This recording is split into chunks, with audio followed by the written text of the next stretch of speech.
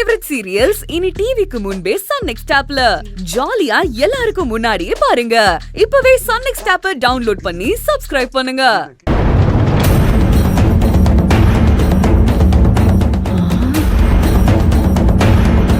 இதுக்கு தான் என்கிட்ட 1 லட்சம் அவசரமா வேணும்னு கேட்டியா? எல்லாத்துக்குமே ஒரு விலை இருக்கு மாமா.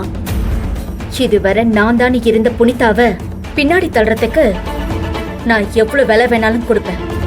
எந்த எல்லைக்கும் போவேன். ஆமாமா, எவ்வளவு பெரிய காரியத்தை பண்ணிருக்க. எங்களுக்கு ட்ரீட் எதுவும் கிடையாதா? ட்ரீட் தானே, புனிதா வச்சு கொடுத்துடலாம்.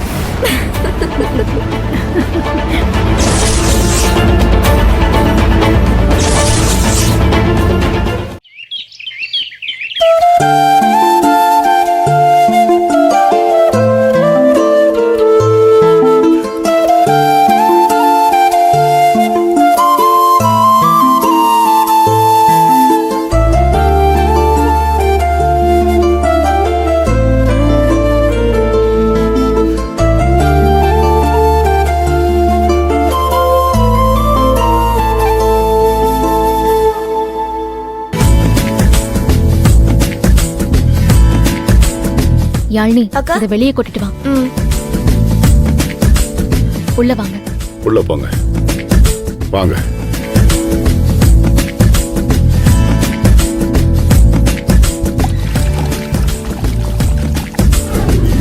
சாமி கும்பிட்டுட்டு அதுக்கப்புறம் எல்லாரும் ட்ரெஸ்ஸை மாத்திக்கோங்கப்பா.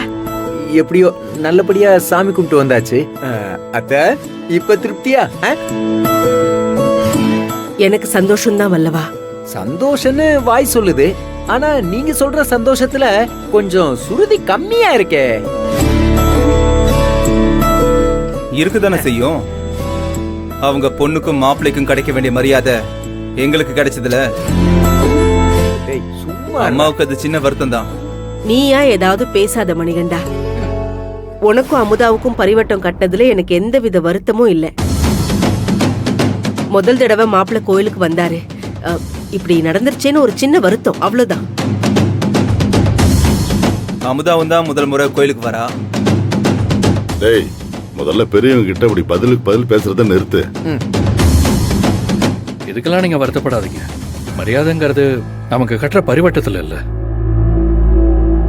உன் அண்ணன் சொன்னதை கேட்டியா அமுதா? நமக்கு கிடைச்சதெல்லாம் மரியாதையே இல்லையா?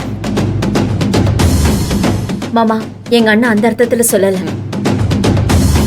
டேய், கோயிலுக்கு போயிட்டு வந்து விதண்டாவாதம் பேசாதடா. சாமி கும்பிட்டுட்டு அந்த பரிவட்டத்தை சாமி முன்னாடி கழட்டி வைங்க. மற்றதெல்லாம் அப்புறம் பேசிக்கலாம்.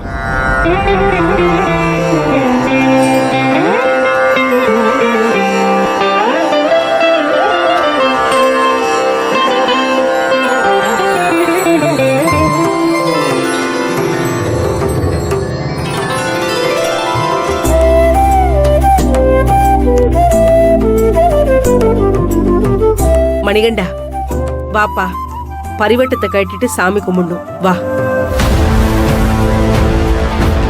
மெதுவா கட்டிட்டு சாமி கும்பிட்டுக்கோ.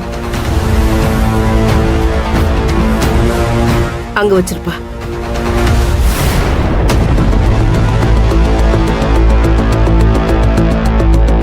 அமுதா, நீயும் பரிவட்டத்தை கழட்டி வைமா.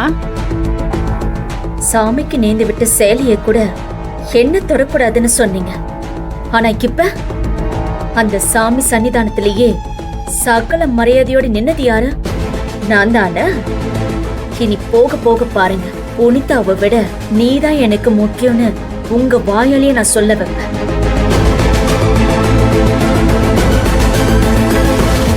என்ன அமுதா யோசிச்சுட்டு இருக்க? பரிவட்டத்தை வந்து கழட்டுமா? வா,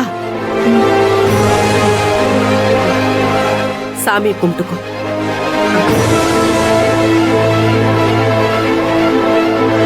ஆண்டவா,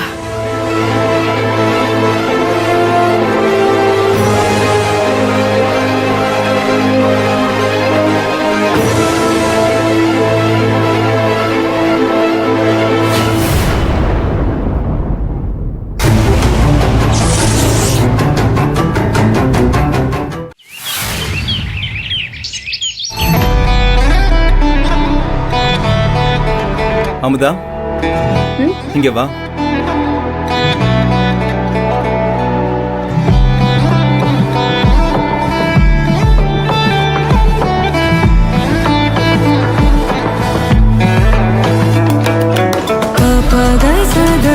இதுவரை என்ன பார்த்ததே இல்லையா? எதுக்கு இப்படி பாக்குறீங்க? இதுக்கு முன்னாடி உன்னை பார்த்துருக்கேன், ஆனா இப்பதான் உன்னை ரொம்ப ஆசையா பார்க்குறேன் அமுதா. அப்படியா? பின்ன இல்லையா?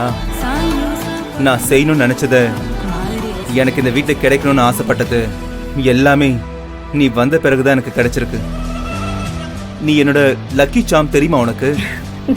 உங்களுக்கு இதெல்லாம் பத்தாது மாமா. அத்தையும் மாமாவும் புனிதாவுக்கு சமமா உங்களை பார்க்கணும். அதுதான் எனக்கு வேணும். அமுதா, சாதிஷ்ட அமுதா, நீ சொன்னபடியே நடத்தி காட்டிட்ட. பரிவட்டத்தை கட்டிக்கிட்டு வீட்டுக்குள்ள நீயும் மணிகண்டனும் சகல மரியாதையோட அடி எடுத்து வச்சீங்க பாருங்க. அப்பா, நாங்கெல்லாம் அசந்தே போயிட்டோம். இங்க புனிதாவை மீறி ஒரு விஷயம் செய்யணும்னா ஒண்ணு புனிதாவை எதிர்க்கணும், இல்ல புனிதாவே அதை விட்டு கொடுக்கணும். ஆனா இது ரெண்டுமே இல்லாம அழகா கச்சிதமா நீ காரியத்தை சாதிச்சிருக்க. நான் கூட நீ கோவில்ல அமைதியா இருக்கிறத பார்த்துட்டு அவ்வளவுதான், உன்னால எதுவும் பண்ண முடியாதுன்னு நினைச்சிட்டேன். ஆனா நீ அமைதியா எங்க கூடவே இருந்துகிட்டு எப்படிதான் இவ்வளவு பெரிய காரியத்தை செஞ்சியோ? நான் ஏற்கனவே சொன்ன மாதிரி நீ என்ன சொல்றியோ அதை நாங்க எப்பவுமே கேட்போம். இதெல்லாம் ஆரம்பம்தான். நாம இப்போதான் இந்த வீட்டை புடிச்சுக்கிட்டு இருக்கிற புனிதாங்கிற ஆலமரத்தை லைட்டா அசைச்சிருக்கோம். அத மொத்தமா வேரோட புடுங்கி என்னைக்கு எரியறமோ அன்னைக்குதான் இந்த வீட்டுக்கும் நமக்கும் நல்லது. அமுதா, நீ இதை செஞ்சிருவேன்னு எனக்கு நம்பிக்கை வந்துருச்சு. எப்படியோ புனிதாவோட ஆட்டம் முடிவுக்கு வந்தா சரிதான். என்ன, ஊர் பெரியவருக்கு கொடுத்த பணம் தான் கொஞ்சம் ஜாஸ்தி. மாமா, நம்ம கையை விட்டு போன 1 லட்சத்தை பார்க்காதீங்க. திரும்பவும் கிடைக்க போற கோடிக்கணக்கான சொத்தை பத்தி யோசிங்க. இது எல்லாத்துக்கும் ஒரு விலை இருக்கு. நம்ம பண்ணது செலவில்லை, எதிர்காலத்துல கிடைக்க போற சொத்துக்கான முதலீடு. அப்படி சொல்லிட்டு என் புத்திசாலி பொண்டாட்டியே, நீ சொன்ன மாதிரி சொத்து மட்டும் என் கைக்கு கிடைச்சதுன்னு வச்சுக்கோ, உன்னை அப்படியே மகாராணி மாதிரி வச்சு பார்த்துப்பேன்.